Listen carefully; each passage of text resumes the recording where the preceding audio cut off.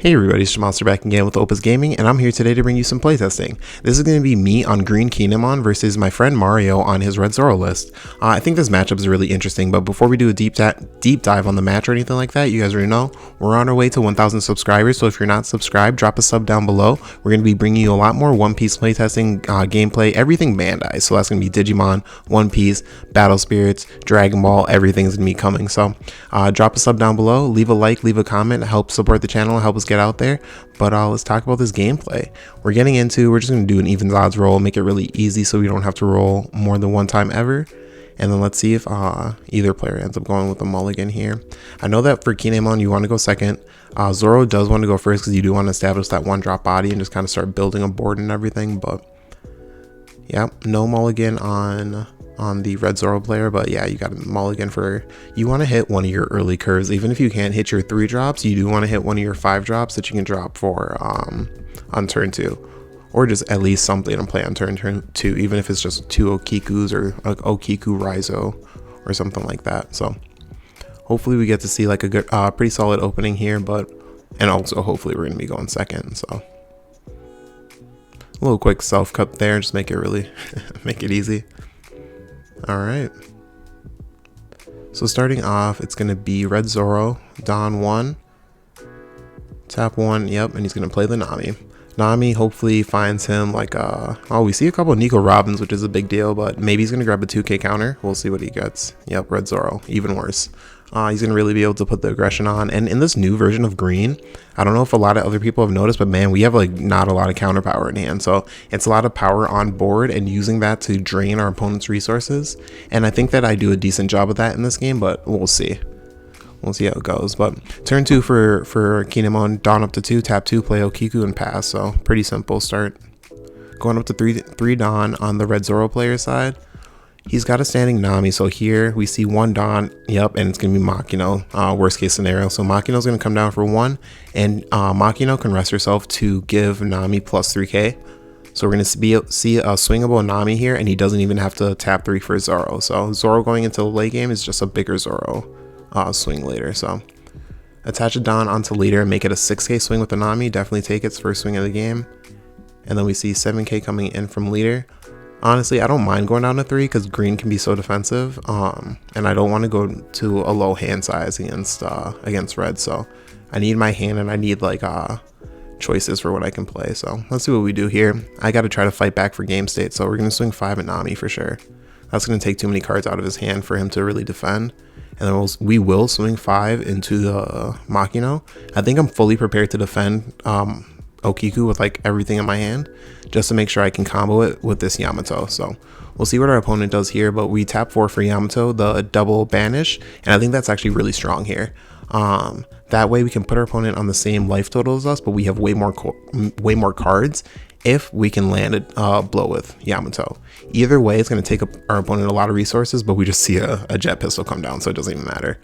He's going to be up to 5 Dawn on his turn, tap 4, so he has 1 Dawn additional, and swing 6 into Okiku, so we counter out with the 2k.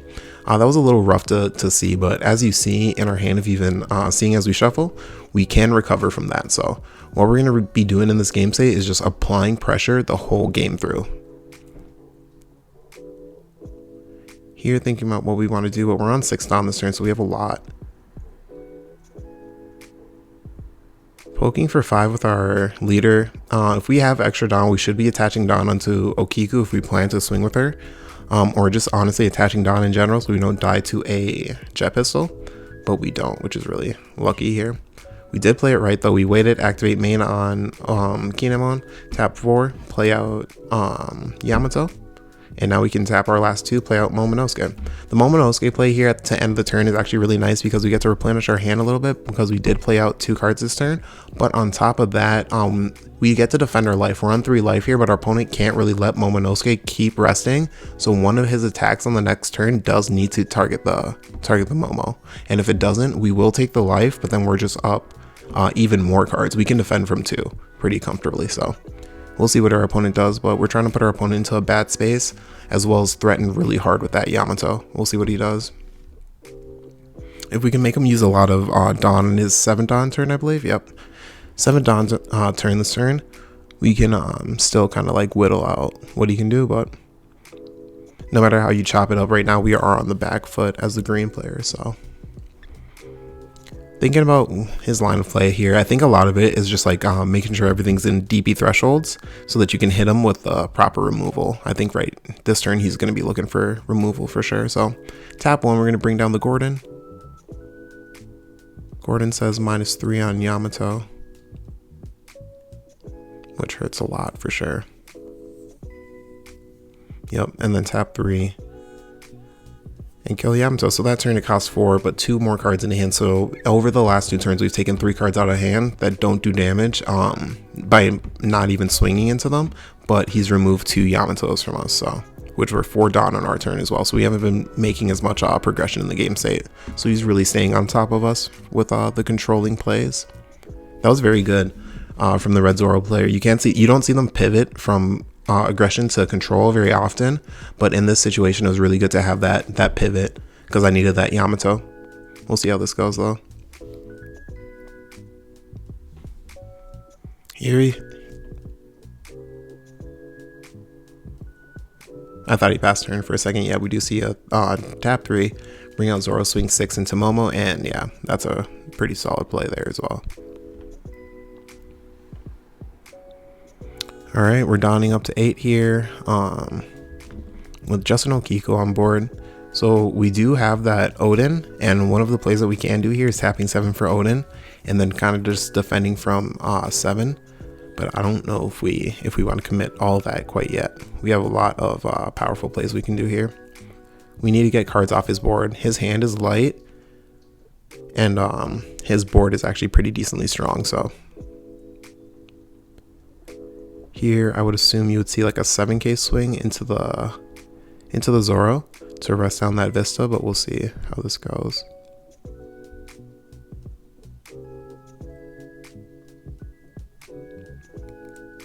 Oh, that whole time I was calculating, seeing what Dawn I needed and what was important. So we're actually swinging 9k into Zoro instead of 7. That's really good. And then we just swing 5 into the Vista. That's going to be, Vista's not worth the extra, or all the cards that it would take. And then we just tap out for Yamato. So there I was just calculating to see if it was worth it. And then we have a really good laugh here, mostly because just seeing 3 Yamatos in a row and just having it in that kind of situation is really rough for red. And it's just kind of funny, just having them drop back to back like that, especially just with how much me and Mario play test. There's just other stories that are funny as well. So always got to have it. But so here we were talking for a little bit about how about the Yamato, but this turn is he's going to have to deal with the turn, or else he's going to have to fight it on the next turn. So we'll see what he does. He does have a lot of Dawn. It's his 9 Dawn turn, I believe. No, it's his 10 Dawn turn. Sorry. Thinking about what he wants to do, we're going to start off with the Dawn. That makes a lot of sense. We're going to see what resources he can pick up to hand and how many 2Ks he can find. I think that's the biggest thing here. So we're swapping out a 1K for a 2K. Maybe. Yep, we get a Sunny, so at least it replaces itself with defense, as well as he could build a board this turn if he's just going to lose all those cards and then try to push for game on the next turn. I don't know if he goes that route, but we'll see. He is boarding cards before he's declaring attacks here, so maybe his attacks won't be that meaningful, or they'll be more like pokey and just trying to get cards out of my hand. So 3 Dawn onto Zoro, swinging. How big is it? I think it's 8K. Yep, 8K into Zoro. I couldn't see because my recording stuff is right there, but I counter out at 9. So keeping the Okiku, so I can I'll probably keep on trying to like deal damage to this board. I can't let him have like even these Dodons. I just can't have him have cards that can swing freely at my life, and like with how my counters are in hand, I can't afford a lot of counters. So him just developing 1-drops is really hard here. I need to deal with this board heavy. So we see a Nami come down for 1. We're going to search the Zoro. Super scary because the later the Zoro comes, the higher the attack power is. And then it passes turn to me. So I'm going to be going into my 10 Dawn turn. And let's see what we do.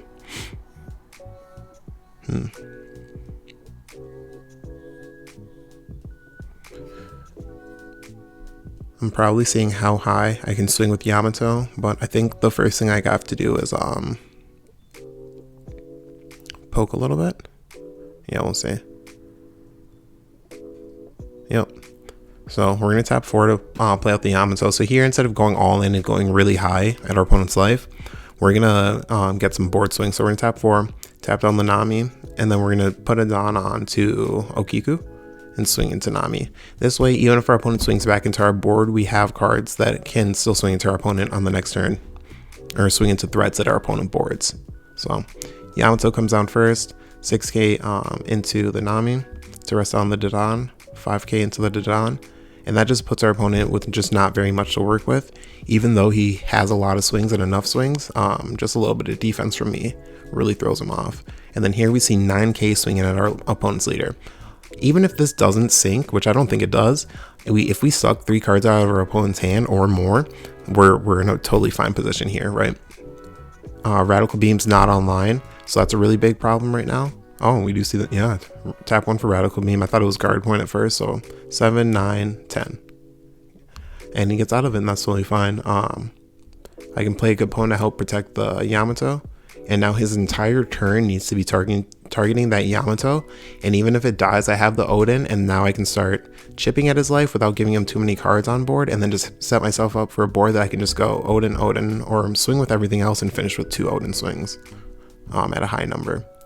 So that's the goal that I think we're working to. I think it's going to take a little bit more time. It really depends on how this turn goes for him trying to kill this Yamato. So we both know that that's going to be the main focus. So here we're just calculating, trying to figure out what he's going to do. Me, I'm checking my hand to see how much counter power I have, which is not a lot. I think I have 1 Raizo at 1k.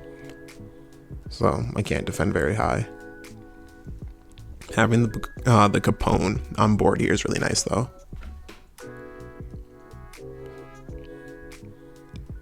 Oh, it looks like we're going to see a big swing first. Here it's difficult because you need to bait out that Capone swing. So you need to test and see how much counter I have. But if I have enough to just counter out of like a 7k swing, that just feels really bad because I counter out of that one. And then it doesn't matter how big you go because I'm blocking the next one.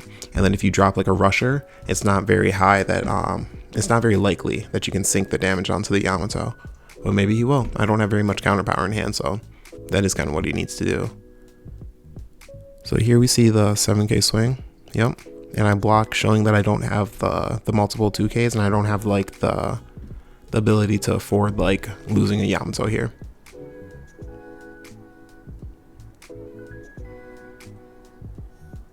Ooh. And then we see, what is this going to be, a 6k swing? Yep, and then we just let it go. 6k swing onto the 5k is good. And that's even worse because now we know that he has Zoro in hand, and now he can tap 3 and also get my Okiku for free. Because if I gave up that Yamato, that means Okiku is for sure gonna go.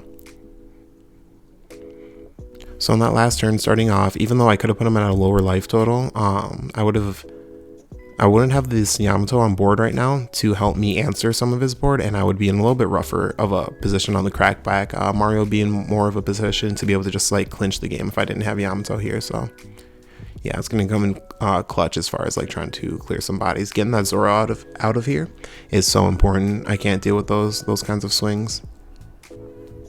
On this turn as well, I think I want to board a lot of cards that don't have counter power. Just because they're just super dead in my hand and I need to use them on the following turn. I need to make sure I get to a following turn. So that's kind of what's going through my mind. So 7k onto the Zoro. Ooh, do we see I could see him countering out here because it would be worth it, but he must not have had the 2k counters at that point. So yep. Tap out for Odin, and then we just tap our last couple of Don for a killer, thankfully. So it was attach 1 Don onto Yamato to make it 7, swing 5 into something else, into the Dodon, tap 7 for Odin, and then tap 2 for killer. So 10 Don turn on Zoro's turn, and he has no bodies on board anymore, thankfully. Just the leader swing as well as like his Zoros and stuff in hand. I've got 1 blocker and then that 6k Yamato. Here we have to really, yeah, this is really bad. Tapping 9 for a Newgate and then just having a 7k swing is ridiculous. So his leader's really big, so we're not going to be able to push very much damage. And then here, honestly, it's either you respect the Vista or you have some sort of plan to get not rid of the Newgate, but to deal with it, right? To put a body on board that it can't out. And yeah, you just use the killer here while you can still get value. Mario doesn't have any events in his hand, so he's going to tap 1, play out the Nami. That makes a lot of sense. Gets the other body on board. I need to deal with that as well, because I can't feel the text. But it looks like he picks out a Sunny. I wasn't sure what card that was. I was trying to see through my recording. But yeah, no, now we restand, and we're in a tight game space. I can push damage here, even though he's 7. He's got a thin hand, but he's got attackers. So yep, we see another Yamato come down. Tap 4, play out Yamato. We're gonna rest down the Nami, and we're gonna attack into it with 5. That way we've got our bigger swingers here that can also swing into that Nami if for some reason he tried to defend it. And then we have the decision here to try to push a little bit of damage here, but we don't want to give him too many cards in hand. So we'll see how many times we decide to attack and where we feel comfortable. It's hard here as well, because if you don't attack with the cards that you're able to, Jet Pistol comes down and really punishes. So we do see a 7k swing here. Definitely not countering out of this. Mario needs cards in hand, and he's probably looking for something, probably defensive, and he adds it to hand. So after that, we see an 8k. He could counter out to 9k. I do kind of give him that out because I don't really actually want to deal damage here. I'd rather take cards out of his hand. But yeah, he knows that he wants cards. And then he just actually, instead of picking up the Radical Beam to hand, he pings his leader by an additional 1k to go up to 8k. And that's fine by me. I wasn't actually going to attack there. So if he would have picked up the defensive card, he just would have had more defense. So here we're feeling a lot better. We've just got that rested Yamato. The rest of our board is standing. And Mario's on a decent amount of health, so it looks like we've got the Punk Gibson because we've got 2 down standing here as well. So nothing to rest, but we are able to fend off. Like, if we're not going to go down to 0 life this turn, which is a good feeling. Not the best feeling because it is still red and they have a lot of crackback, but as far as like looking at trying to end the game, we're in a good position to look at trying to end the game here. So it's rough on Mario. What he wants here is another new gate. If he can establish a second new gate here, he could defend himself pretty decently, but it doesn't look like that's what he has. So he's going to attach 2 non. It's not going to be able to kill anything with this one attacking unless he drops like a Gordon or a Otama, but dropping an Otama here is really rough because he is on low life and it's a 2k counter. So a lot of things to contemplate here, but just kind of going through the game state really. So yeah, tapping 2 for Danon. Get a card on board and looking for a 2k counter really. I don't think Danon can search you anything that's offensively good. So yeah, it's just replacing a 1k for a 2k to try to get out of some attacks. And it doesn't look like we'll see. We're not sure what he has in his hand or what he's going to try to do to push some damage, but he probably should be trying to push damage.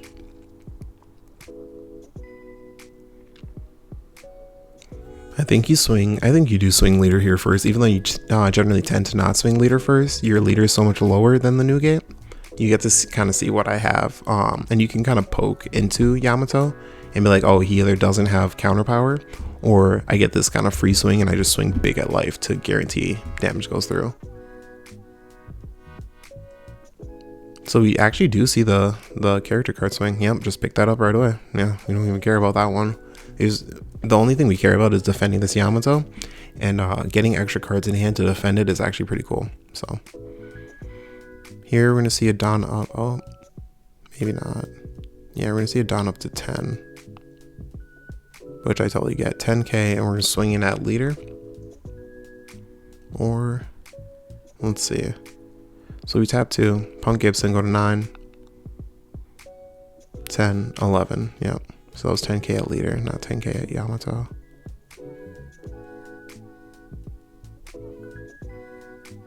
Yep. Alright. Tap 1, play out Sunny. Build the board so like if I can't kill this turn, like if he gets another ping for his leader or anything like that, he just has kill power, right?